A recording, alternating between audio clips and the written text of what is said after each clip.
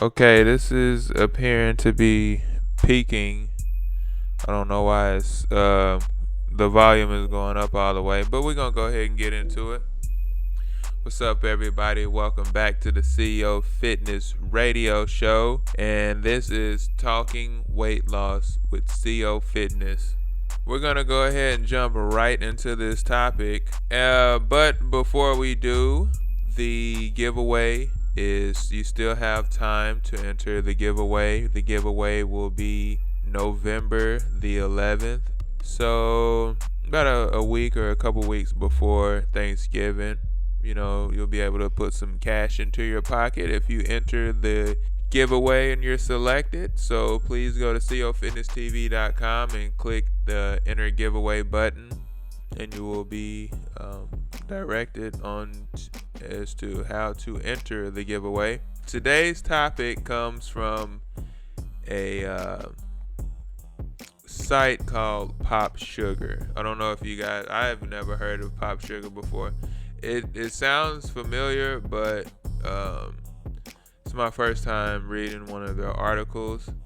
And so the title of this article, Doctor's Important TikTok Message: Going on a diet will never accomplish your weight loss goals. And before even reading this article, I can pretty much understand what they're saying there.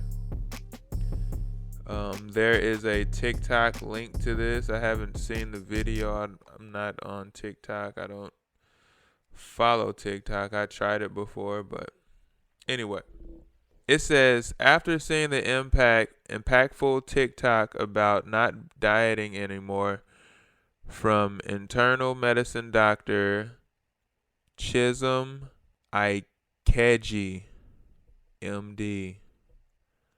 I hope I'm pronouncing this name right.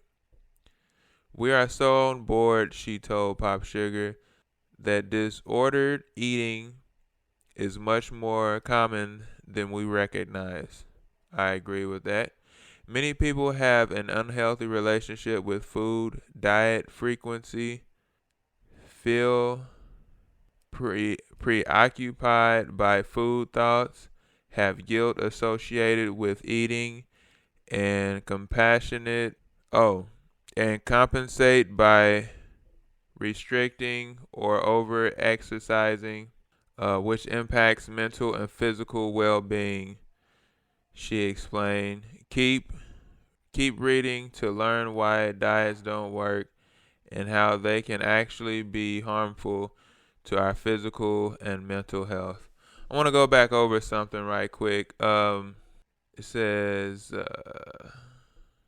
said being preoccupied by food thoughts, even if you are losing weight, you still have to think about your diet, because you're basically eating every 2 to 3 hours, so you still have to think about your food.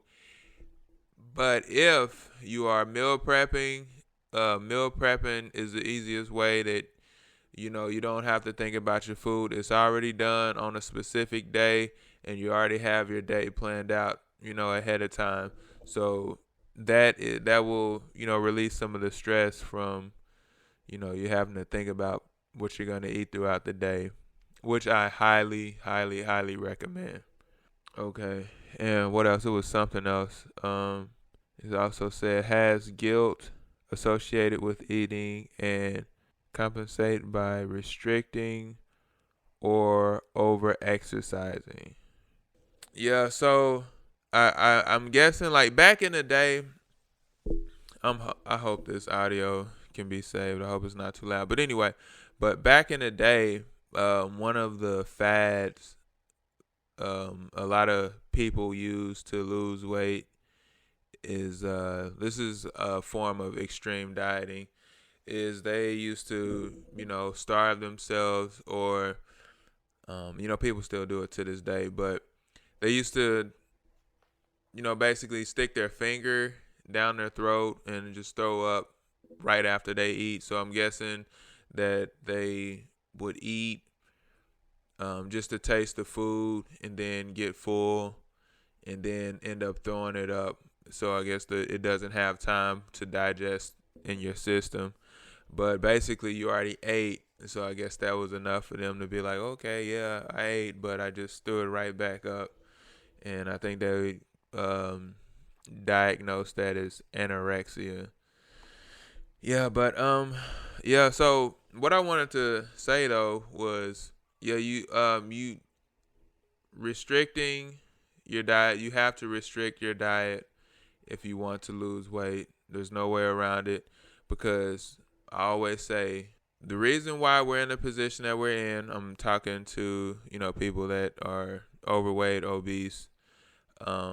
Where when we're in that state, the reason why we got there is from overeating. And so restricting our diets is the best thing that we can do to lose the weight.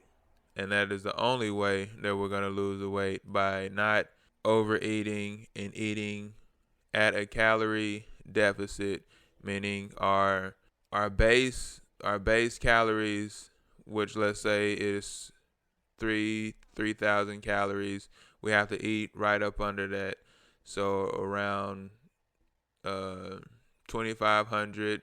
So, or you can even start at 2,750. So yeah, let's keep going. Yeah, and overeating and over exercising, under eating and over exercising, it could be detrimental, especially if you don't have a weight loss coach. I do coaching if you guys are interested.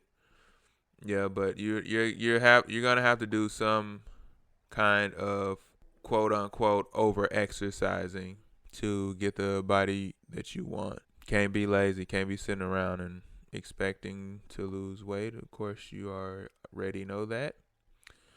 Okay, so here we go. Why don't diets work? Question mark. When Dr. Ikeji says diets, when she says diets, she is referring to restricting calorie intake, eliminating or restricting specific food groups, or limiting food consistencies like solid food in effort to lose weight. She's not referring to dietary restraints based on medical reasons. Okay, so she went into detail what she was saying. So basically, she was referring to, when she said why diets don't work, it is restricting calorie intake. She is referring to restricting calorie intake, eliminating or restricting specific food groups, and limiting food consistencies like solid food. Okay, so she's basically saying you should not eliminate basically protein, carbs, and fats, the stuff that you need. So, and cutting out like solid foods. So she's basically saying like the people that, like what I was talking about first series, about the watermelon diets and chia seed diets and all of this crazy crap, just to lose some weight.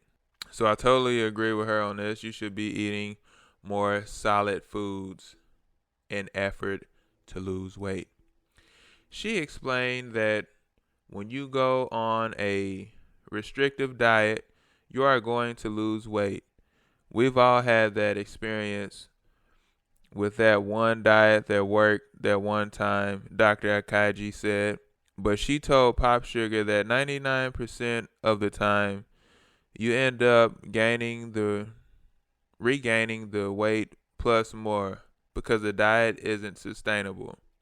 And you return to your regular eating habits. Many times, the over restriction leads to binge eating or other disordered eating habits.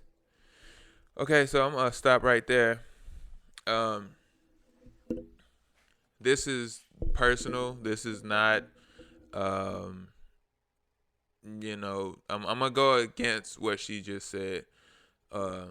Me personally, but this is what she's saying is true. But for me, I I gained all my weight back because I did not have a plan after I lost all the weight. It wasn't because the diet was so restrictive that I was starving myself and I wanted to just, eat up everything, just go back to what I was doing. It's because, mentally I was satisfied because I got down to my goal weight, but I wanted to just I wanted to eat and celebrate. Then when I got back home, I ate whatever I wanted to eat basically. I did eat, healthy here and there, but I basically ate what I want to eat, whatever I wanted to eat. And I just wasn't being conscious. I was not being conscious. I'm just going to go ahead and say that I was not being conscious of, what I was putting into my body, and did not continue to endeavor to eat healthy. So, what she's saying is very true. And I would also add that when you reach your goal weight, be conscious of that. Live in that moment that you lost the weight and just keep going. You're now a healthy person, and live your life as a healthy person.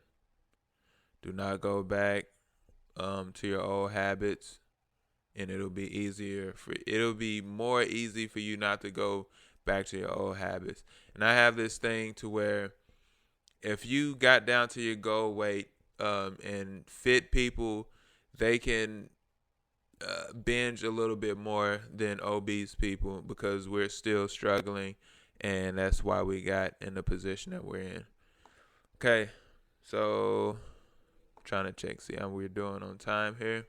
Okay, in addition, because you lose weight on the restrictive diet, you'll tend to associate the foods you ate on that diet as good foods, and ones that aren't within the constraints of the diet as bad foods.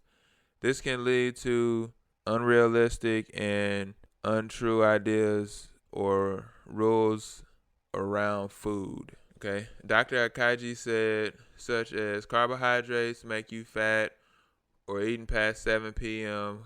cause weight gain, or gluten is unhealthy, which perpetuates a diet culture mindset. This is very, very true. Yeah, the carbohydrates make you fat. Carbohydrates does not make you fat. If you mix carbohydrates with fat, then they will make you fat. Carbohydrates can be used for fuel, as well as fats can be used for fuel. So you basically either have to pick one to be the dominant one. If you're dieting, if you mix both, you'll be having the carbohydrates that will be used for fuel, and then you add the fats in, then the fats will slow your carbs down, and it's going to take a while for you to burn them off. So it'll be kind of counterproductive to do that. So, where else? What else we have? Oh yeah, eating past 7 p.m. When I first started dieting, I was doing good, and then I switched to overnight, because before, when I was working throughout the day, I get off at 6 o'clock, so I'll probably have a meal as soon as I get off.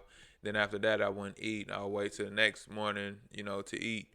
So when I started working overnight, I thought the same thing. Don't eat after 7 p.m. Sorry about that. Don't eat after 7 p.m.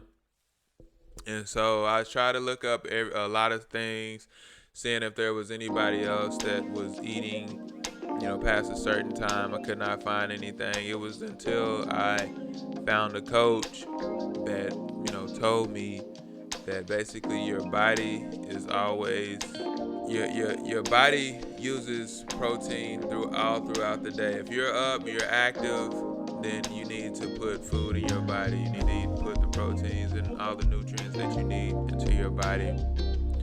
So, I learned that, and then it worked out pretty good. So, Yeah, eating past a certain time does not make you gain weight. It depends on what you eat throughout the day that will make you gain weight, but it will help you to not eat past a certain time to, restrict your calories. But if you eat like 2 pizzas throughout the day and then eat some burgers and fries and then some ice cream and all this, and then like, oh, I'm gonna stop eating after 7 p.m., that's not gonna help. It's not gonna do anything, guys.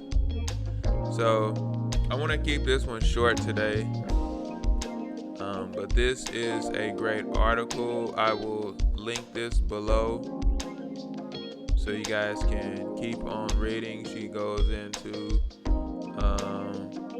what she thinks is a sustainable diet, most sustainable way to lose weight. And I want to thank you guys so much for listening to this podcast. If you found this helpful, please share it. You can catch me on Anchor. If you guys want to sign up for Anchor, you can use my code below